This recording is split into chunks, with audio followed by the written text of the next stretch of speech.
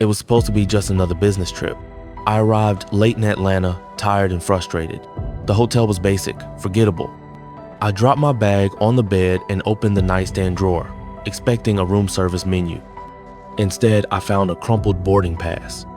Passenger name, Danielle Foster. Flight from Atlanta to Seattle. The 11th of March, 2022. Seat 12A.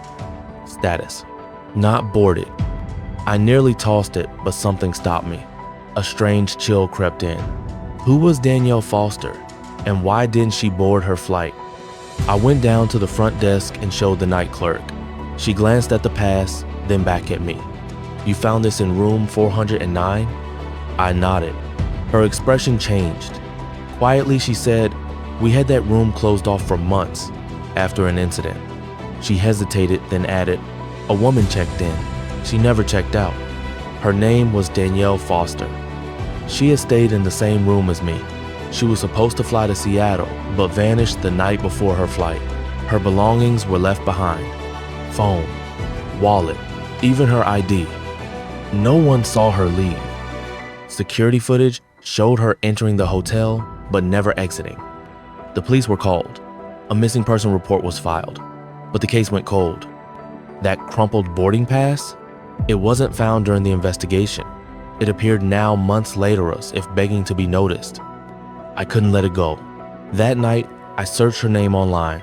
A local news story confirmed it all. Danielle was 29, a remote UX designer. She was last seen on the 10th of March. That night, her phone pinged just once near a parking garage a few blocks from the hotel. And then, silence. I called the detective listed in the article, Detective Remy Sandoval. Told him I was following up on cold cases.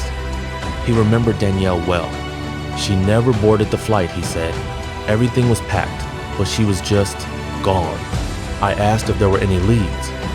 He mentioned one thing.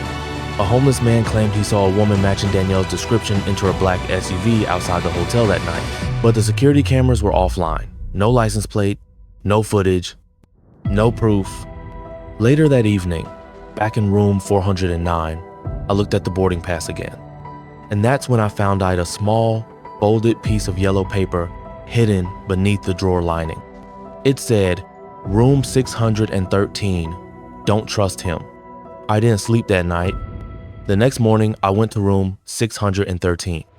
No one answered. The hallway was empty. A do not disturb sign hung on the door. Something told me I had to get inside. I did. Room 613 was ice cold, quiet, and perfectly clean. Too clean. In the bathroom, behind the toilet, I found a folder. Inside were printed emails, photos, and fear. Photos of Danielle, in the hotel lobby, in the elevator, at the airport. The emails were worse. "Stop following me. I told you to stay away. If you're at the hotel when I get back, I'm calling the police." They were all addressed to someone named Nathan. On the final page, a photo. Danielle standing outside the hotel, speaking to a tall man in a black coat. Written underneath, "Nathan, room 613. I sent everything to Detective Sandoval." He confirmed it. Danielle had dated someone named Nathan the year before. Obsessive, controlling. He worked in tech and moved often. She had blocked him months before the trip. There were no records of Nathan checking into the hotel, but now we had a name and a room. Later, police found a small hidden passage behind the dresser in room 613. It led into a maintenance corridor, one that connected directly to Danielle's room. Inside, they discovered surveillance photos, Danielle's phone, SIM card, and a journal filled with her name, again and again.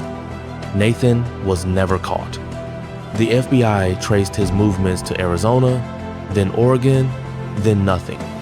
Danielle was declared legally dead last year, but her story, thanks to one forgotten objecta, torn boarding pass was reopened.